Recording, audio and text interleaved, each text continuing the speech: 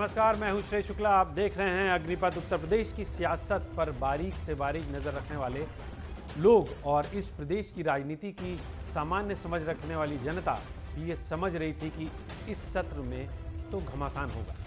सदन के भीतर भले ही दिवंगत विधायक अरविंद गिरी जी को श्रद्धांजलि दी गई हो और सदन मंगलवार तक के लिए स्थगित कर दिया गया हो, लेकिन राजधानी की सड़कों पर समाजवादी लोग दिखे। नेता विरोधी दल और सपा के राष्ट्रीय अध्यक्ष अखिलेश यादव ने खुद कमाल संभाली और मैदान में नजर आए।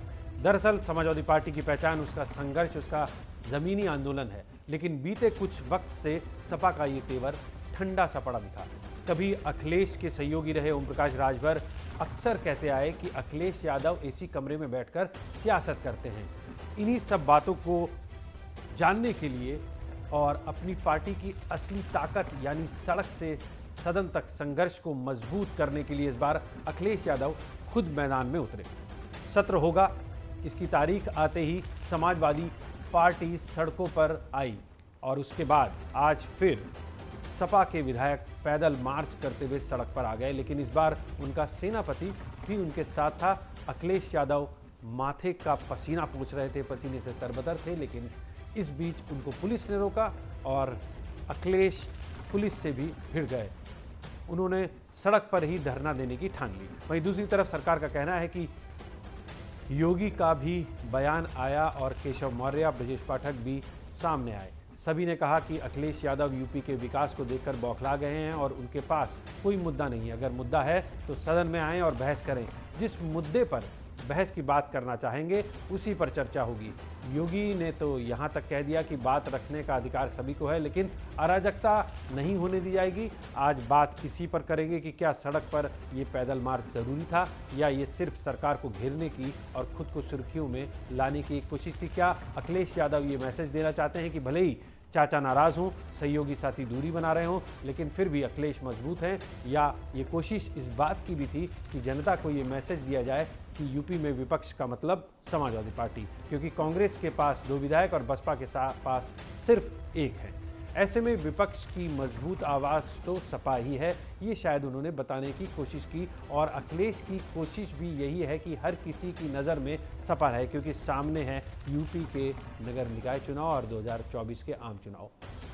अगर सुबह की बात करें तो सुबह से ही दोनों नेताओं के बीच वार पलटवार का सिलसिला तो चल पड़ा। अब अखिलेश यादव और सीएम योगी का ये बयान आप सुनिए, फिर इस मुद्दे पर बेहतरीन गेस्ट पैनल के साथ हम चर्चा को आगे बढ़ाएंगे।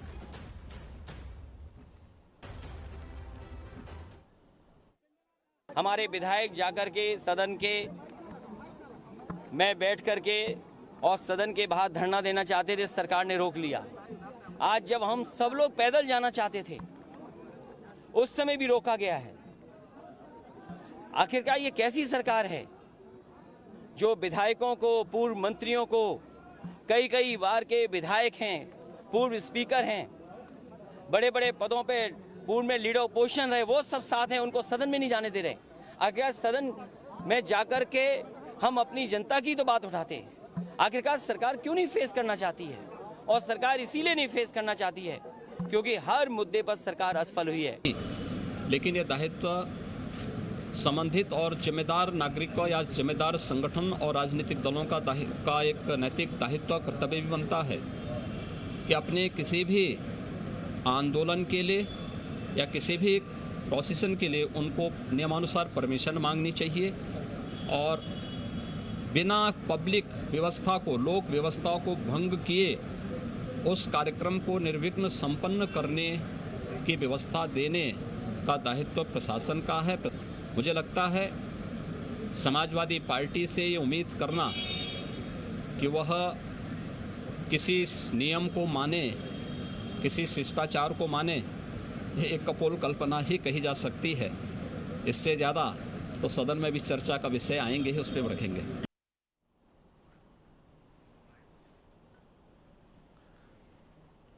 तो आपने सुना दोनों नेताओं के रिएक्शंस, किस तरह के रिएक्शंस थे। अखिलेश लगातार हमलावर थे और योगी आदित्यनाथ मुस्कुराकर जवाब भी देते दिखे।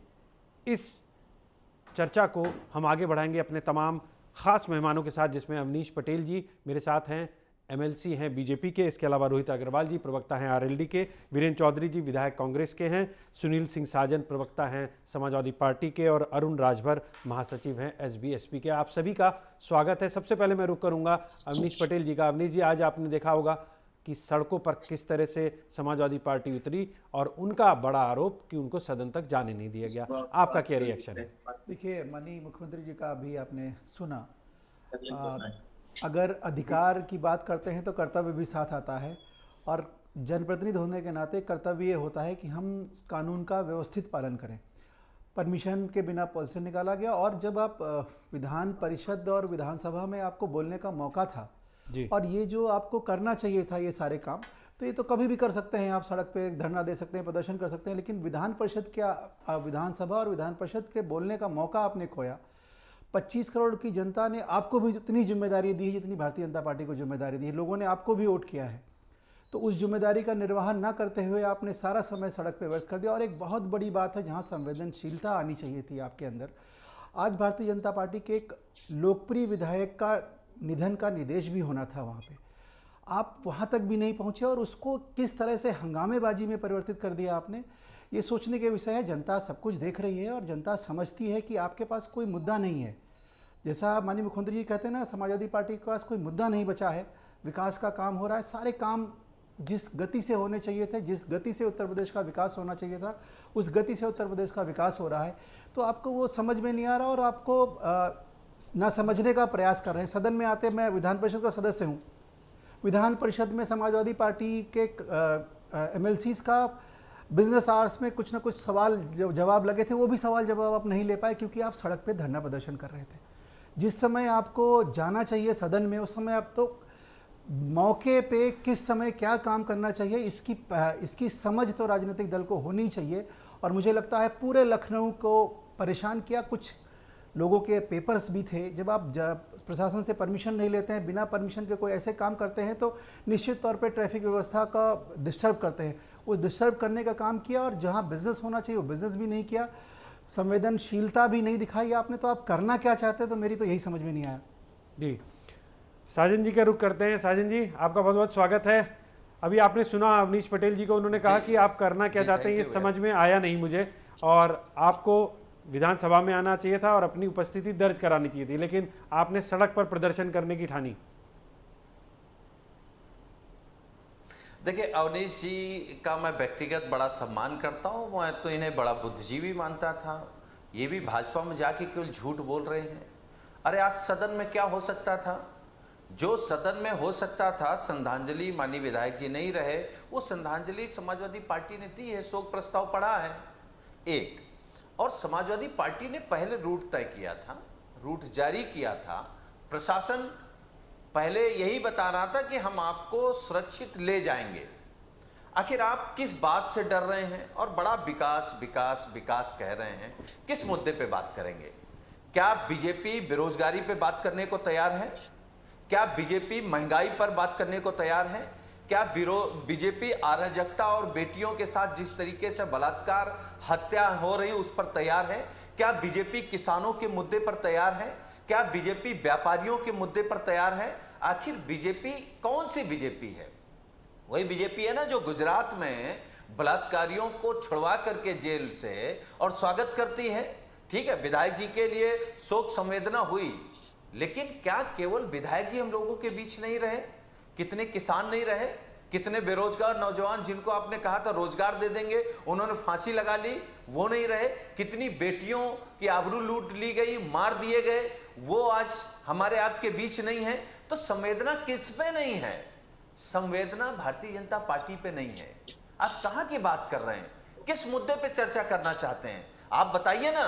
हम कह रहे योगी जी बता दें किस पर बात करेंगे, किस मुद्दे पर बात करना चाहते हैं? कौन सा विकास आपको लगभग 5.5 साल की सरकार हो गई उत्तर प्रदेश में, कौन सा एक काम है जो कह सकते हो कि वो आपका है, आपकी सोच का है, आपके विजन का है, या आपका प्रस्तावित है? एक काम गिना दीजिए। आप तो बहुत बुद्धिजीवी हैं, आप बताइए। आप तो सदन के मेंबर भी हैं, उच्च सदन के सदस्य हैं। आप बताइए भारतीय जनता पार्टी का एक काम जो भारतीय जनता पार्टी ने कहा हो कि ये हमको करना है और पूरा कर दिया हो 5.5 साल में। हम मान जाएंगे कि आपका विकास है, आपका विकास है नफरत फैलाना, आपका विकास है आपस में लड़ाना, आपका विकास है अग्निवीर बना करके लोगों से रोजगार छीनना, उनका मजाक उड़ाना।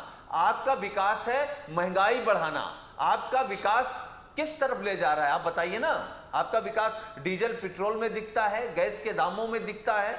आपका विकास बेटियों के आबरू लूटने में दिखता है। यही आपका विकास है, यही आपकी नैतिकता है, यही जनता के बीच कह करके आए थे, यही राम राज है। क्यों भगवान राम के नाम को बदनाम कर रहे हैं भाई आप लोग? बताइए किस पर बहस करेंगे?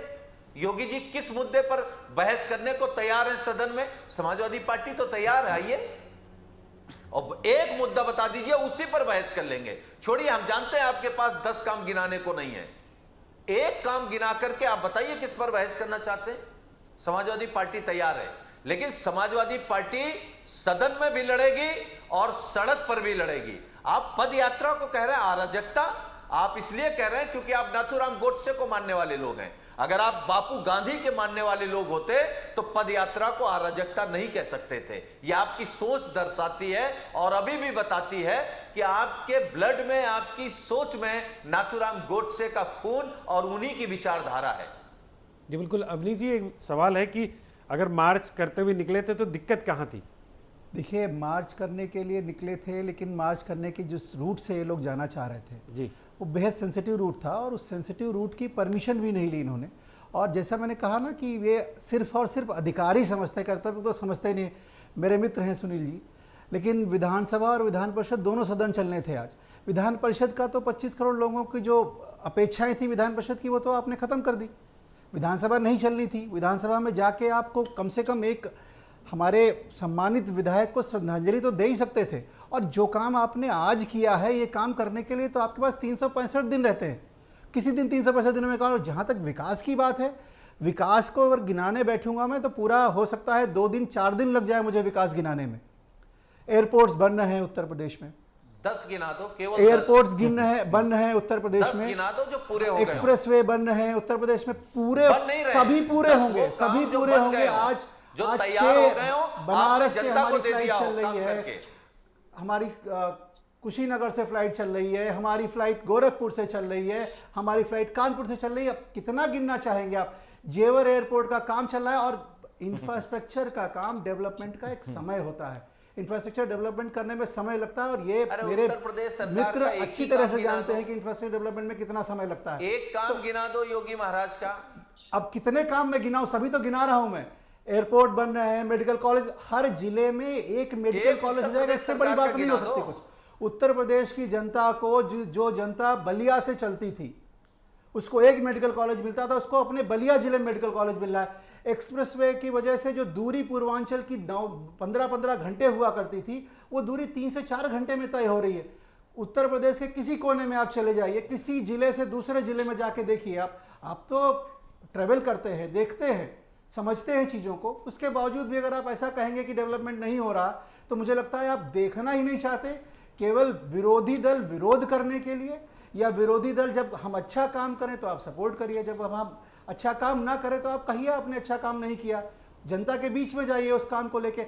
हम अपना काम जनता के बीच 5 साल का लेके गए, जनता ने उस पर मुहर लगाई। हमको आपके सर्टिफिकेट की जरूरत नहीं है। जी, मैं रुक करता हूं अरुण राजभर जी के। अरुण जी, ओम प्रकाश राजभर जी कहते थे कि अखिलेश जो हैं वो एसी कमरों से नहीं निकलते हैं, चमचम खाते हैं, लेकिन आज वो तो बाहर निकले, सड़क पे निकले, पसीना भी बहाया। देखिए, आदरणीय अखिलेश यादव जी वही निकलते हैं जो नारा दिया था कि ये नई सपा है, नई हवा है। हमारे हिसाब से वही सपा है जो पहले वाली सपा थी।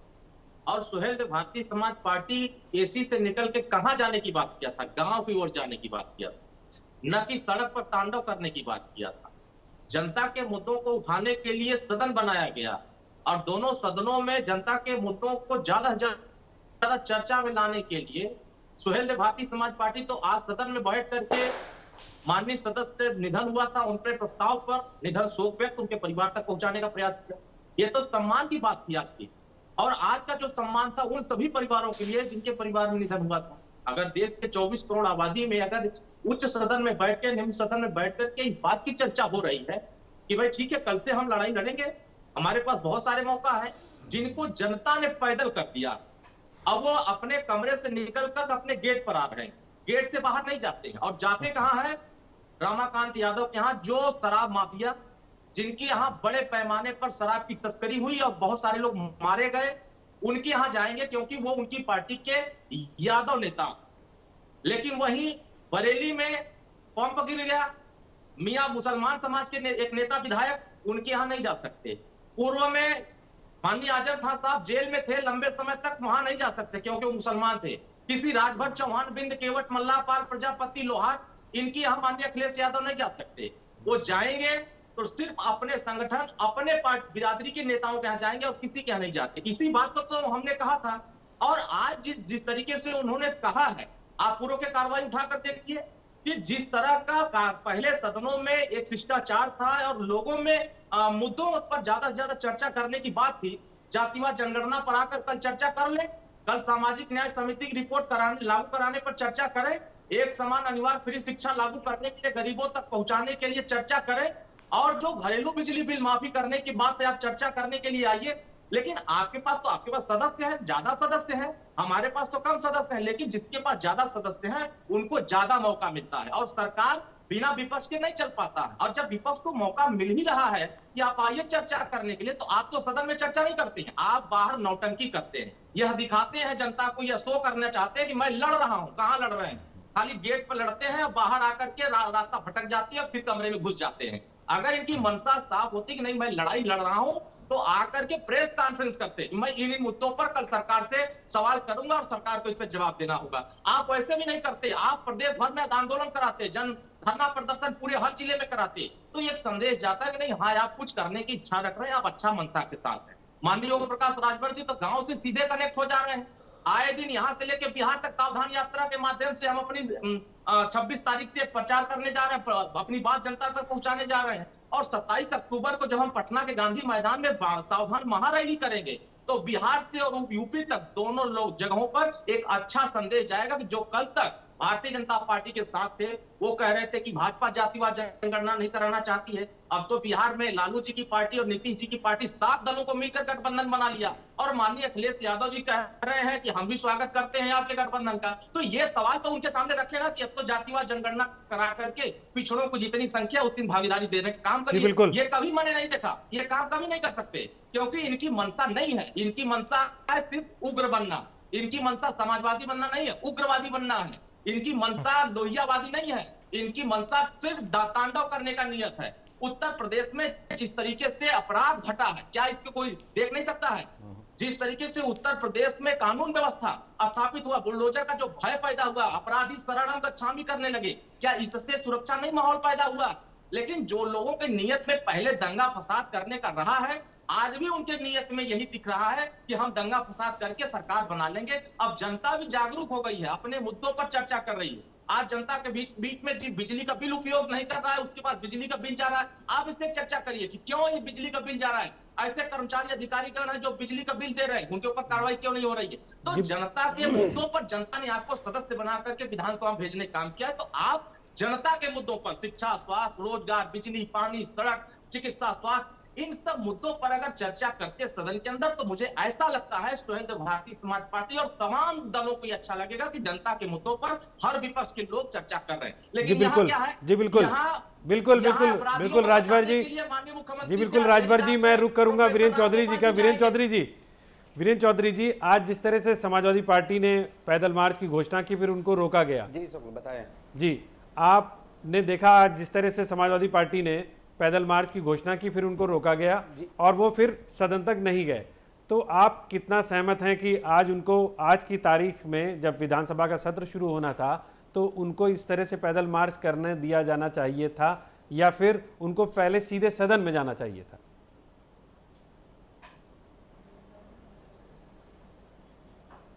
देखिए शुक्ला जी, मैं इस बात पे नहीं जाना चाहता कि उन्हें पैदल नहीं जाना चाहिए था, लेकिन अगर चुने हुए विधायक हैं, किसी भी दल के हों, चाहे किस पार्टी के हों, अगर विपक्ष के विधायक भी हैं, तो उसे सत्ता पक्ष को विधानसभा में जाने की अनुमति देनी चाहिए थी।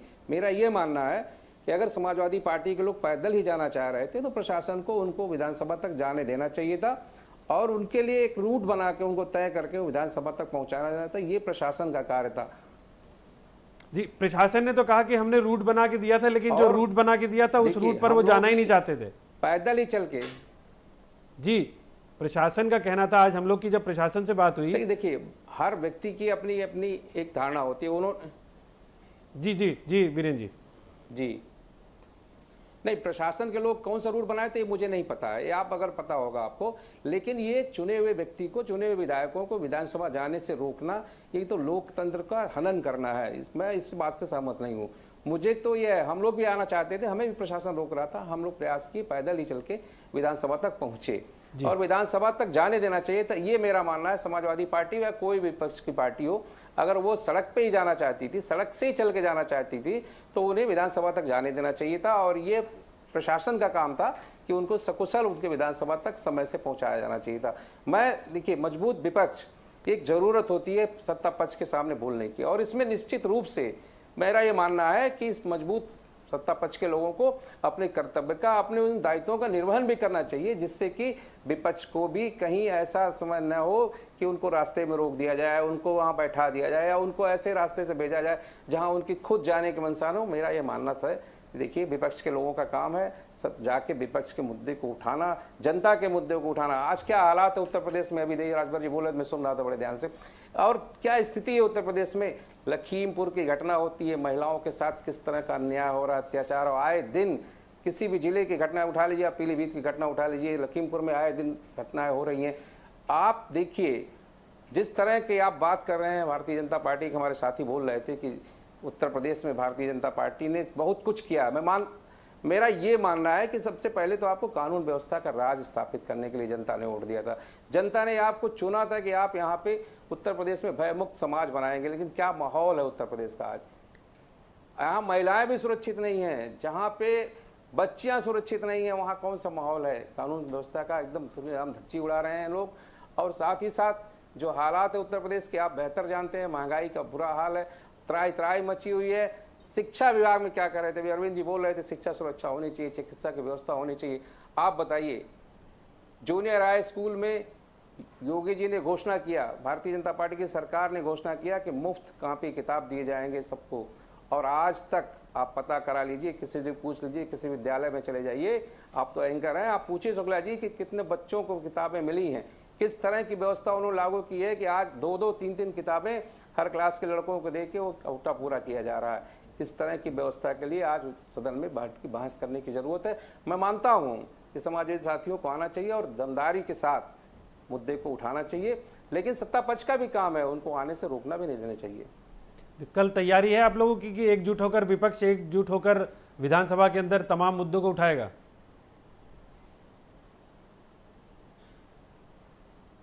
एकदम बिल्कुल तैयारी है शुक्ला जी। हम लोग तो विपक्ष, हम तो बैठे हुए थे, सदन का इंतजार कर रहे थे कब सदन चले। आपको पता होगा कि जितनी मूसलाधार बारिश में कांग्रेस का प्रतिनिधिमंडल, जिसमें मैं भी था शामिल, उस लड़की के परिवार के साथ जहाँ पे हम लोग गए थे लखीमपुर में, जिसके साथ अन्याय हुआ था, वहाँ आपने देखा होगा हम लोगों का प्रतिनिधिमंडल गया, हमारी विधायिका मंडल की नेता मोना जी भी थी, मैं भी था। और जिस तरह का वहाँ कृत्य हुआ है, जिस तरह वहाँ प्रशासन ने, लोगों ने अपना खाली उन अपराधियों के नाम की सूची जारी करके लिपापोती करने का प्रयास है। माननीय मुख्यमंत्री जी से हम लोग वहाँ भी मांग कर रहे थे। आज भी मैं आपके मंच के माध्यम से, आपके इस शो के माध्यम से कहना चाहता हूँ कि अगर इससे पहले भी जिस तरह की घटनाएं हुई हैं और जिस तरह का आर्थिक मदद हुई है सरकार की तरफ से, क्या उस दलित परिवार के साथ उनको आर्थिक मदद करनी चाहिए। माननीय मुख्यमंत्री जी, मेरी आपसे भी मांग है कि उस दलित परिवार की 2-2 बेटियों की हत्या हुई है, आपको आर्थिक मदद, आपने घोषणा किया है 25 लाख रुपए, लेकिन हम लोग गए थे, उस परिवार के लोगों ने मांग किया है कि 1 करोड़ रुपए की मदद होनी चाहिए। हमारी पार्टी का ये मानना है। हमने अपनी तरफ से जो हो सकता है मदद किया था। हमने तो अपनी 1 महीने की वेतन देने का ऐलान करके मैं आया हूँ वहाँ पे। और साथ ही साथ तमाम ऐसी घटनाएं मैं आपको जिक्र करूंगा तो आपको याद आ जाएगा, उस पीड़ित परिवार के एक परिवार को नौकरी भी मिलनी चाहिए। आप हमारी इस बात को आप जरूर इस मंच के माध्यम से मैं कहना चाहता हूं। साथ ही साथ कल जो विपक्ष का समय है, कल तो आएंगे सदन में सब, फिर उस महंगाई के मुद्दे को, बेरोजगारी के मुद्दे को मजबूती से, किसानों के मुद्दों को आप बताइए।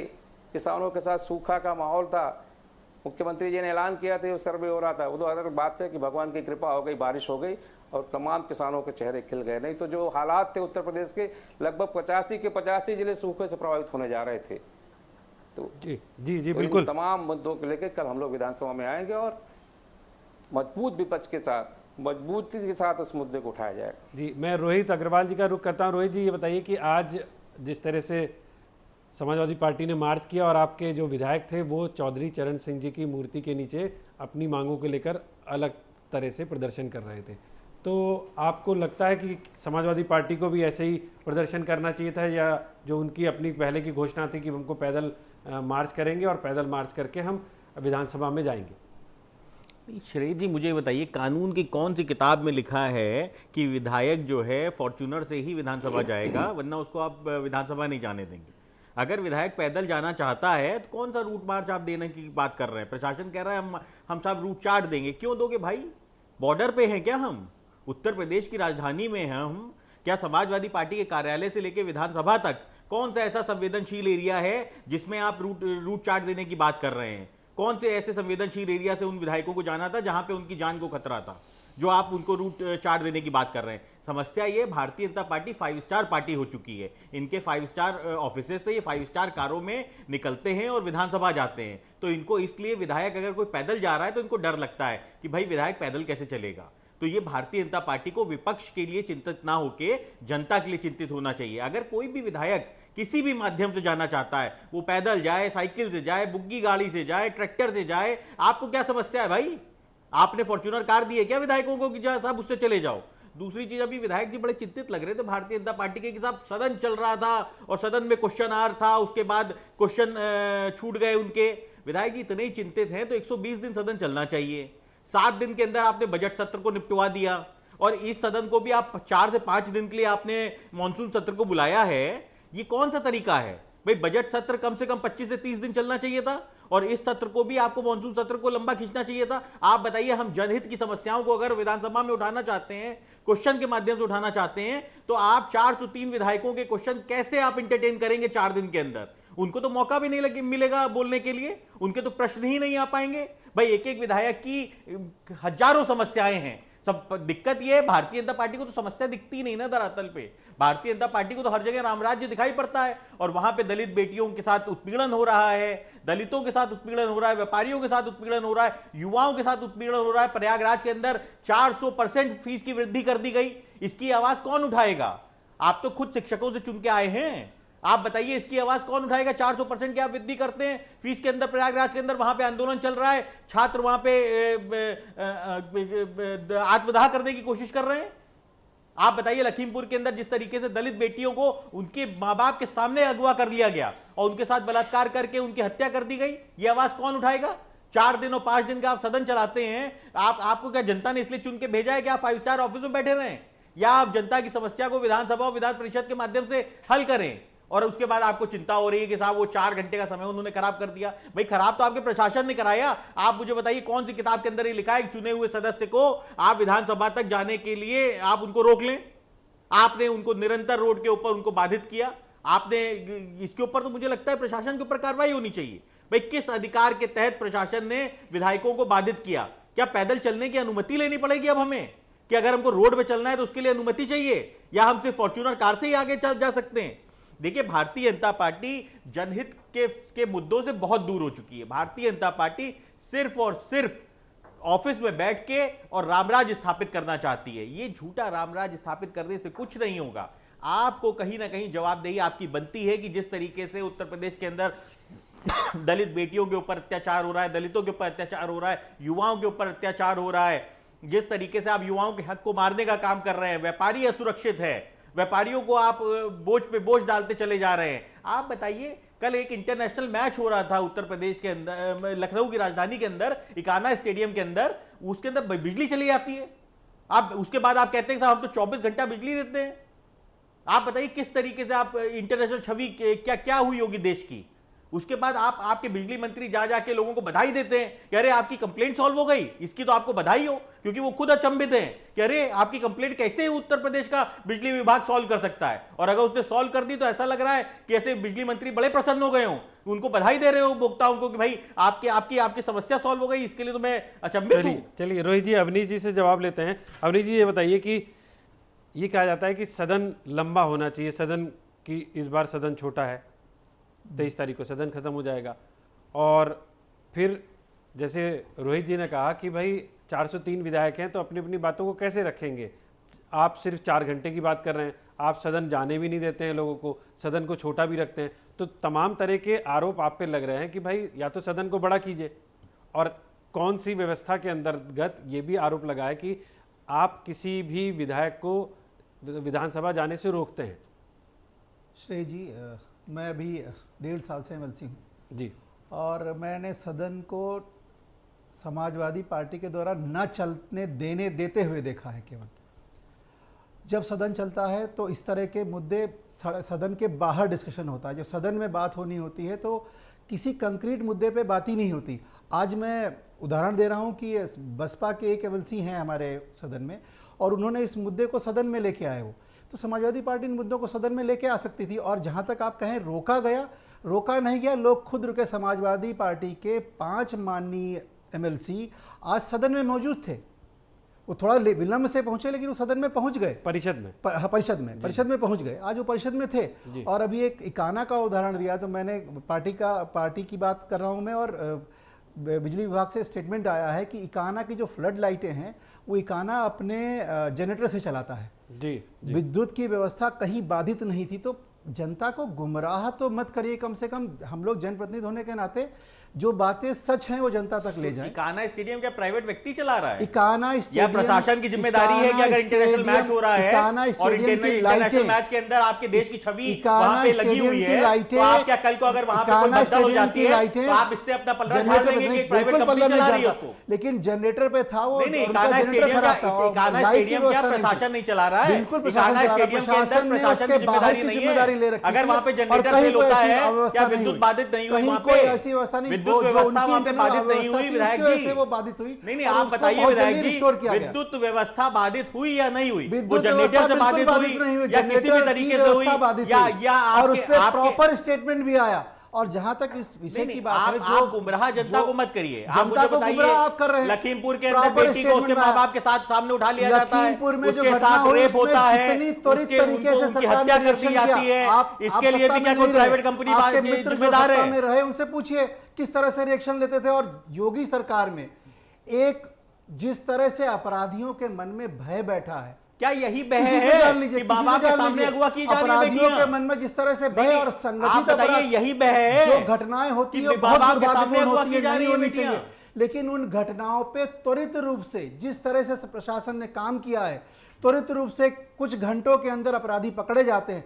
मैं बिल्कुल इसका पक्षधर हूं। एक भी घटना ऐसी नहीं होनी चाहिए, एक भी घटना ऐसी नहीं होनी चाहिए देश में, प्रदेश में एक भी घटना ऐसी नहीं होनी चाहिए। बिल्कुल। और उन घटनाओं को जब आप अभी कांग्रेस के मित्र मेरे बैठे थे, राजस्थान की जो घटनाएं होती हैं उन घटनाओं का रिएक्शन टाइम देखिए, और उत्तर प्रदेश में जिस तरह से क्राइम को कंट्रोल किया जा रहा है, जिस तरह से क्राइम को कंट्रोल किया जा रहा है, मैंने आपसे वही बात कही, एक भी घटना ऐसी होती है अगर, तो समाज के लिए, प्रशासन के लिए और कम से कम शिक्षित समाज के लिए तो इससे बड़ी दुर्भाग्यपूर्ण घटना कोई हो ही नहीं सकती। लेकिन अगर घटना हो जाती है दुर्भाग्यपूर्ण इस तरह की, तो उसमें कितनी जल्दी रिएक्शन आता है, कितनी जल्दी प्रशासन वो करता है। हाथरस की घटना, लखीमपुर की आप घटना, पूरे 10 साल की घटना यहाँ लेके आइए, 10 साल की घटनाओं की चर्चा करिए और उसमें देखिए किस तरह से आप अभी आंकड़े उठा के देखिए ना। बिल्कुल आंकड़े देखिए, जिन आंकड़ों पे जनता वोट करती है, नहीं प्रशासनिक कार्रवाई के दलितों के ऊपर अपराध बढ़ा है, महिलाओं के ऊपर अपराध बढ़ा है उत्तर प्रदेश के अंदर, हमारे एडवोकेट्स ने डिफेंड किया है और किस तरह से सजाएं मिली हैं। जब अपराधियों को सजाएं मिलना शुरू होंगी, जब जितनी ज्यादा सजाएं अपराधियों को मिलेंगी, अपराधियों का मनोबल उतना डाउन होगा, और अपराधियों का मनोबल जब डाउन होता है तो निश्चित तौर पे इस तरह के अपराधों में कमी आती है और धीरे धीरे आगे आने वाले समय में आपको दिखाई देगा। बुलडोजर की बात करते हैं आप, बुलडोजर के चलने का भय है। आप उत्तर प्रदेश में दंगे नहीं होते अब उत्तर प्रदेश में, जी बिल्कुल। यही उत्तर प्रदेश था जहां दंगे हुआ करते थे।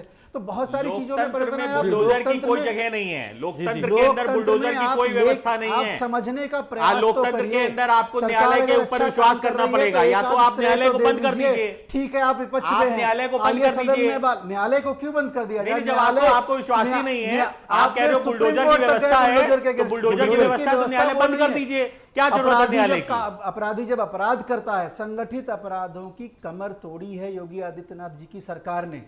चलिए ये साजन जी से इस बात का जवाब ले लेते हैं।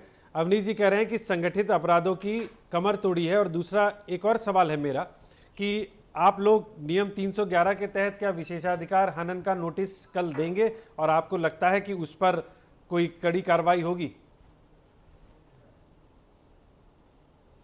देखिए, समाजवादी पार्टी विशेषाधिकार हनन का नोटिस देगी, और हमें उम्मीद है कि विधानसभा अध्यक्ष जी उसको स्वीकार करके उस पर बहस कराएंगे। जहाँ तक सवाल अपराध का है, अभी मैं सुन रहा था अवनीश जी कह रहे थे 10 साल के रिकॉर्ड उठा लीजिए। क्या 10 साल के रिकॉर्ड में कोई उन्नाव जैसी घटना आपने सुनी है? 10 साल के रिकॉर्ड में क्या हाथरस जैसी जघन्य अपराध की घटना आपने इससे पहले कभी सुनी थी? क्या लखीमपुर में जिस तरीके से बेटी या महिलाओं के साथ चीरहरण हुआ, या बलात्कार करके मारा गया, या किसानों पर ट्रैक्टर चढ़ा दिए, आपके भारतीय जनता पार्टी के नेताओं ने गाड़ी चढ़ा दी, क्या इससे पहले आपने कभी सुना है कि इस देश में या इस प्रदेश में किसानों को कुचल के मार दिया गया हो? और कितनी घटनाएं हैं। विवेक तिवारी की घटना लखनऊ में, क्या 10 सालों में इससे पहले आपने कभी सुना था? पुष्पेंद्र यादव का फर्जी इनकाउंटर, माननीय न्यायालय ने कहा कि FIR दर्ज हो। नोएडा का फर्जी इनकाउंटर, जो जिम का ट्रेनर था उसकी जिंदगी खराब हो गई, आपने इससे पहले सुना था? और जहां तक भ्रष्टाचार का सवाल है, हम नहीं कह रहे हैं, ये बताइए आपके डिप्टी सीएम जो स्वास्थ्य मंत्री हैं कितनी उछल कूद कर रहे हैं बेचारे। कह रहे हैं दवा नहीं है, डॉक्टर नहीं है, नर्स नहीं है, स्टाफ नहीं है, पैसा लिया जा रहा है, मरीज को दवा नहीं मिल रही है। कौन कह रहा है? आपके डिप्टी चीफ मिनिस्टर, आपके स्वास्थ्य मंत्री, आपके बिजली मंत्री क्या कर रहे हैं? निरीक्षण कर रहे हैं। किसमें? बिजली के उजाले में नहीं, मोबाइल के और टॉर्च के उजाले में कर रहे हैं। आपके नगर विकास मंत्री की गाड़ी कहां फंस रही है? गड्ढों में फंस रही है। आपका विधायक क्या आरोप लगा रहा है कि अरबों की जमीन कब्जा कर ली गई। मुख्यमंत्री के प्रमुख सचिव किसी का नाम लेकर के कह रहा है उनके इशारे पर कर लिया गया। अगर मुख्यमंत्री के कार्यालय से भ्रष्टाचार की गंगा बहेगी तो पूरे प्रदेश में जाएगी। आपके मंत्री आपके कानून व्यवस्था के खिलाफ धरने पर बैठे हैं, और समाजवादी पार्टी अगर आवाज उठाए तो आप कह रहे हैं आपके पास कोई काम ही नहीं है। और आपका विकास क्या है? क्योंकि आप स्वीकार करेंगे कि महंगाई बढ़ी है, वो आपका विकास है। आप स्वीकार करेंगे कि बेरोजगार नौजवान सड़कों पर घूम रहा है, ये भारतीय जनता पार्टी की उपलब्धि है। आप स्वीकार करेंगे डीजल, पेट्रोल, गैस के दाम आसमान छू रहे हैं, वो आपकी उपलब्धि है। आप क्या स्वीकार करेंगे? और अभी कौन सी उपलब्धि गिना रहे थे? हमने कहा उत्तर प्रदेश का एक काम बता दीजिए। पूर्वांचल एक्सप्रेसवे किसकी सोच है? योगी जी की तो सोच नहीं हो सकती इतनी अच्छी। योगी जी की सोच थी क्या पूर्वांचल एक्सप्रेसवे? हाँ, सरकार बदल गई, आपके समय पर काम पूरा हुआ, वो तो हम भी कह रहे हैं कि आपकी सरकार में काम पूरा हुआ, लेकिन सोच और विजन आपका नहीं था। और कहां जहाज उड़ा रहे थे अभी आप? जहाज उत्तर प्रदेश सरकार उड़ा रही क्या? हमने कहा उत्तर प्रदेश सरकार की उपलब्धि बता दो। नफरत के अलावा क्या करते हैं? भ्रष्टाचार के अलावा कोई इस सरकार में काम नहीं हो रहा है। थाना आपकी सरकार में बिक रहा है, तहसील आपकी सरकार में बिक रही है। एक लेखपाल, तहसीलदार, एसडीएम, सीओ, आपका थानेदार, सिपाही बिना पैसे लिए कौन काम कर रहा है? और पैसे किससे लूटे जा रहे हैं? आम जनता से लूटे जा रहे हैं। उस जनता से लूटे जा रहे हैं जिसको आपने कहा था कि राम राज ले आएंगे। कोई सवाल का जवाब हो तो बताइए। और मैं फिर कह रहा हूं, आप आज के कार्यक्रम में आप आज वादा करके जाइए कि कल आपकी सरकार किस मुद्दे पर बहस करने को तैयार है? समाजवादी पार्टी हर मुद्दे पर बहस करने को तैयार है। जी बिल्कुल, मैं अरुण राजभर जी का रुख करता हूं। अरुण जी बताइए कि कल विधानसभा में आपकी पार्टी क्या क्या मुद्दे उठाने जा रही है, क्योंकि समाजवादी पार्टी ने तो बताया कि उनके पास ढेर सारे मुद्दे हैं और वो सरकार को घेरने की कोशिश करेंगे, तो आपकी भी कोई योजना है? मुद्दा नहीं है जी, समाजवादी पार्टी ने जितनी बातें कहा है, जी मैं बस उनसे ये कहना चाहता हूं। नहीं, आपकी क्या योजना है अरुण जी? हाँ, आपकी मैं क्या बता रहा योजना हूं है? कि जैसे वो कह रहे हैं मैं पिछड़ों के, दलितों के, अल्पसंख्यकों के, गरीबों की ये बीमारी, वो बीमारी, तमाम अगर बीमारी एक उन्होंने मिनट दे दे तो हमारा केवल एक ही छोटा सा उत्तर प्रदेश सवाल में है किसी इनसे। के साथ अन्याय नहीं होना चाहिए। उत्तर प्रदेश में सबकी सुरक्षा होनी चाहिए। अगर कहीं से अन्याय हो रहा है तो उसके लिए सबको मिलकर काम करना चाहिए। अभी पूर्व में घटना एक हुई है, माननीय प्रोफेसर राम गोपाल जी किसी अपने रिश्तेदार भूमाफिया, जो चिट्ठी वायरल भी हो गई थी, उसको बचाने के लिए माननीय मुख्यमंत्री से मुलाकात करने गए। सुहेलदेव भारतीय समाज पार्टी के माननीय ओम प्रकाश राजभर जी 69,000 शिक्षक भर्ती, 68,500 शिक्षक भर्ती और उर्दू के शिक्षक भर्ती और पुलिस की जो पूर्व में जितने भर्ती हुए, उनको न्याय दिलाने के लिए माननीय मुख्यमंत्री जी तक गए। अगर इनको ये लगता है कि नहीं इन वर्गों को न्याय मिलनी चाहिए या इन शिक्षकों को न्याय मिलनी चाहिए, तो क्या अगर भूमाफिया के लिए वो मिल सकते हैं, तो क्या इन वर्गों को न्याय दिलाने के लिए, शिक्षकों को न्याय दिलाने के लिए माननीय मुख्यमंत्री से मुलाकात नहीं कर सकते? या इस मुद्दों को सदन में पटल पर रखने के लिए क्या इनके पास अधिकार नहीं है? इनके पास बहुत बड़ा अधिकार है। ये चाहे तो प्राइवेट बिल ला करके भी अपनी बात को रख सकते हैं और सरकार से अपनी बात कह सकते हैं। आप रखेंगे सरकार को? अरुण जी, आप ये सारे मुद्दे सरकार के सामने रखेंगे? सामाजिक न्याय समिति की रिपोर्ट लागू कराने के लिए अरुण जी, मेरा सवाल सुनिए। अब मैं कह रहा हूं कि आप रखेंगे सारे मुद्दे? हाँ बिल्कुल रखूंगा। सुहेलदेव भारतीय समाज पार्टी सामाजिक न्याय समिति की रिपोर्ट लागू कराने के लिए चर्चा कराना चाहेगी, जातिवाद जनगणना के मुद्दे पर चर्चा कराना चाहेगी और 3 अक्टूबर 2013 को जो हाईकोर्ट ने आदेश दिया था कि जो पिछड़ी जाति में मजबूत जातियां हैं, जो कमजोर जातियों को आरक्षण नहीं मिल रहा है, जो 12 मजबूत जातियां उनके आरक्षण पर रोक लगाई जाए, जो कमजोर जातियां उनको आरक्षण दी जाए, उस पर भी हम सरकार के सामने इस प्रस्ताव को रखने का प्रयास करेंगे। और जो धर और राजभर जाति को अनुसूचित जनजाति में शामिल करने का आदेश अभी हाईकोर्ट ने किया है कि केंद्र को प्रस्ताव भेजना है और भेज करके उससे इस समस्या को समाधान करने के लिए सरकार उस पर पहल करे, तो उस पर भी हम चर्चा करने के लिए सदन में अपने विधायकों के माध्यम से प्रश्न लगाएंगे और सवाल पूछने का काम करेंगे। और छात्रों को छात्रवृत्ति और शुल्क प्रतिपूर्ति जो 2021-22 और जो 22 के बाद जो 22-23 का जो बजट बन रहा है, उसमें कितने फीस प्रतिपूर्ति बढ़े, कितने शुल्क प्रतिपूर्ति बढ़े और कितने बच्चों, पिछड़े वर्गों को छात्रवृत्ति मिली, कितने बच्चों को नहीं मिली, इन मुद्दों पर चर्चा। और दूसरी चीज, जो समाजवादी पार्टी की सरकार में दलितों के आरक्षण, प्राइवेट भी जो प्रमोशन में आरक्षण समाप्त किया गया था, उसको बहाल करने के लिए जो बैकलॉग की भर्तियां हैं उनको कराने के लिए सुहेलदेव भारतीय समाज पार्टी सदन के पटल पर अपनी बात को रखने का प्रयास करेगी। एक समान अनिवार्य फ्री शिक्षा लागू कराने के लिए जो 13 अगस्त 2015 को हाईकोर्ट ने एक आदेश दिया था कि चपरासी से लेकर राष्ट्रपति का बेटा जब तक सरकारी विद्यालय में नहीं पढ़ेगा तब तक देश के किसी प्राइवेट स्कूल में एडमिशन नहीं होगा, उस आदेश को भी लागू कराने के लिए हम सदन के पटल पर इस मुद्दे को चर्चा सभी चाहे सत्ता पक्ष हो चाहे सुशील जी, आप कोई भी सुनील जी आप के बीच में इसको रखेंगे और चर्चा करा करके समाज को। सुनील जी आप कुछ कहना चाह रहे थे? सुनील जी आप कुछ कहना चाह रहे थे, हाथ उठा रहे थे, क्या कहना चाह रहे थे आप? देखिए सुरेश भाई, क्योंकि ओम प्रकाश राजभर जी समाजवादी पार्टी के गठबंधन में चुनाव लड़े हैं, तो जो हमारे साथ एक बार आ जाता है तो हम उसके विषय में बहुत भला बुरा नहीं बोलते और ना हमारी ये आदत है। लेकिन हम केवल एक बात जानना चाहते हैं, जो भारतीय जनता पार्टी ने ओम प्रकाश राजभर को दौड़ा करके मारा, देखिए जिसके पास एक बूथ जिताने की हैसियत नहीं है, जिसके पास एक बूथ जीतने की क्षमता नहीं है, आज उन्हीं की भाषा कैसे बोल रहे हैं आप? अपने जिले में जानने की क्षमता नहीं है, आप कैसे बोल सकते हैं उनकी भाषा? कौन सा लालच? केवल सिक्योरिटी मिल गई, वाइस श्रेणी मिल गई, क्षमता है। अगर आप माननीय ओम प्रकाश राजभर की क्षमता भूल सकते हैं तो 2017 का भी क्षमता याद कीजिए, आप 47 सीट पर थे, गाजीपुर में आप एक भी सीट नहीं जीत पा रहे थे, बंद करिए और नौटंकी से कुछ होने वाला नहीं। ये भाजपा है, इसने पिछली बार भी आपको धोखा देकर के आपका इलाज किया था, ये फिर इलाज करेगी। ये पिछड़े और दलितों के खिलाफ है, ये बात कब समझ में आएगी? आप उठा कर देखिए कहां आप जीत पाए, आप तो सबके सब सीट अपने इलाके में हार गए। तो ये बात मत कहिए कि हमारे पास बहुत बड़ी ताकत थी, हमारे साथ जो आया वो आगे बढ़ गया, ये कर गया। क्या हम आपके साथ आए और तो आप नहीं आगे बढ़े? 47 से 125 पहुंच गए। हमने नहीं तो कहा, जनता ये जनता जानती है और आप जान रहे हो, इसीलिए आप स्वीकार कर रहे हो। पर मतदान किया, आप उसको भी अपमानित करते हैं। और केवल ये आप महसूस खारिज करो करते कि हैं। कितने आप बार लात मुझको जूते कितना खा वोट करके दिलवाया? भाजपा की इसका भी जय जयकार जनता को करोगे। दे दीजिए अरे कि वो हमने पिछड़ों के समाजवादी खिलाफ पार्टी वाली को पार्टी दिलवा है, पाया। दलितों के क्षमता खिलाफ जितना वाली जितना पार्टी होता है, उतना पिछड़े जनता के दलितों बीच को में गुलाम रखता के अलावा कुछ मान्यों का समझती ताकत नहीं है। जितनी ये बात ताकत कब उतना समझ में ताकत आएगी उपयोग किया आपको? कि पूर्वांचल में और आपके 44 दल सीटों को में कब सिर्फ समझ में 7 आएगी? सीटें सब भाजपा जीत पाई, बाकी अरे सभी कब सीटें तक हार गई। बीजेपी के क्या तलवे आपने चाटेंगे कराया? भाई? तो जनता केवल ने हमारे कहने वाई पर समर्थन श्रेणी किया और सिक्योरिटी आपको मिल इतनी गई, ताकत उसी दिया। में आप इसको पिछड़े और नजरअंदाज ना दलितों के करिए सारे और इसका अपमान हक भी मत हकूक करिए। और अधिकार भूल गए और जय जयकार करने लगे।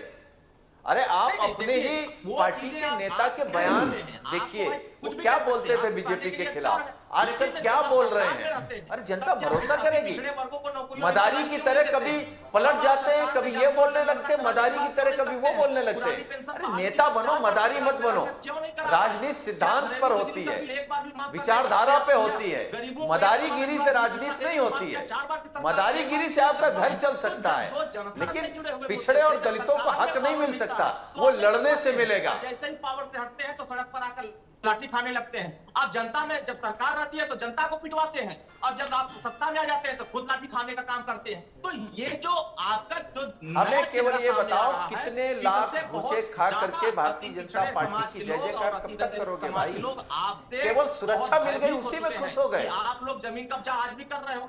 खनिया विधान अरे हमारी सरकार बनती है, हम इससे बड़ी सुरक्षा आपको दे देते हैं, लेकिन पिछड़े और दलितों की लड़ाई तो लड़ो।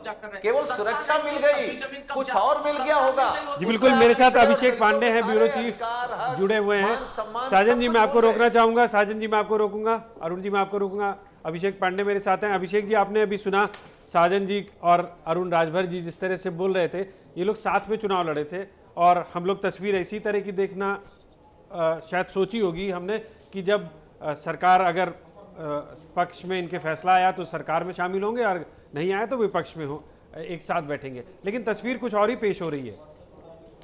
देखिए, मऊ की उस रैली को अरुण राजभर बहुत अच्छे से याद करेंगे, जब ऐसा लगा था कि एक बहुत बड़ा परिवर्तन आएगा, दोनों पार्टियां एक साथ आएंगी। लेकिन चुनाव खत्म होते होते जो तस्वीर आई वो भी बेहद चौंकाने वाली थी।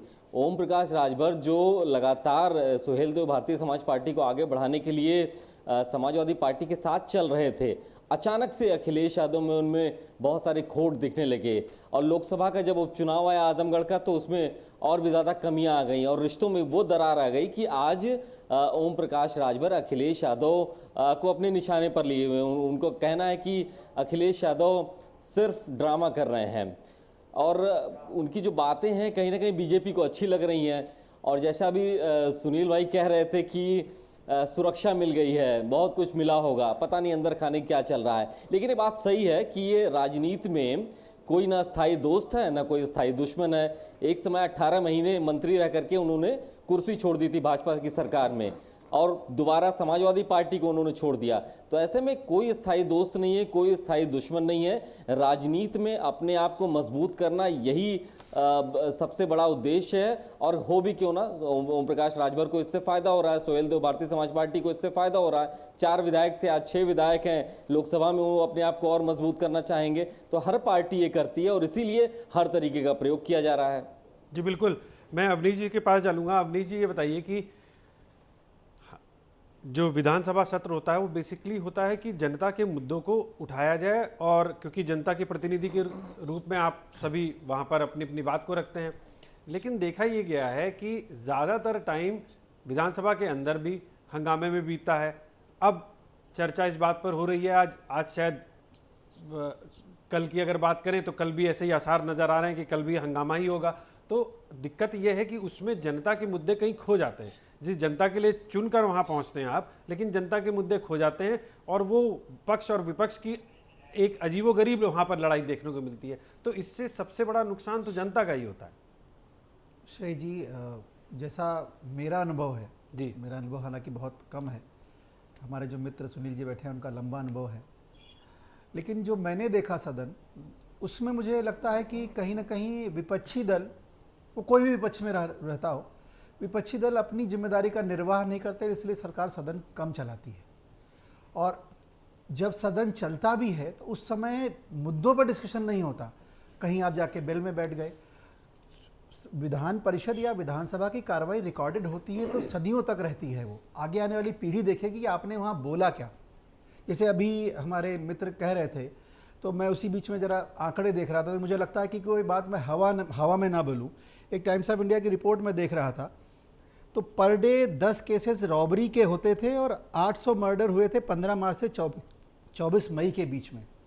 तो ये आंकड़े जिसे सुनील जी जब बोल रहे थे तो मुझे लगता था अपनी सरकार में पहुंच गए कि उस सरकार में क्या क्या हुआ करता था वो इस सरकार में हो नहीं रहा। जब इस सरकार में वो सब कुछ हो नहीं रहा तो उनको लगता है कि हाँ वो उसी को देखें। और ये बदला हुआ उत्तर प्रदेश है, जिस उत्तर प्रदेश में आज रोजगार की बात होती है। आप कल्पना करो उत्तर प्रदेश में ईज़ ऑफ डूइंग बिजनेस और ईज़ ऑफ लिविंग जैसे शब्द जब यूज़ कर जाने लगे उत्तर प्रदेश में, तब आप समझ सकते हैं उत्तर प्रदेश परिवर्तन की ओर चल पड़ा है।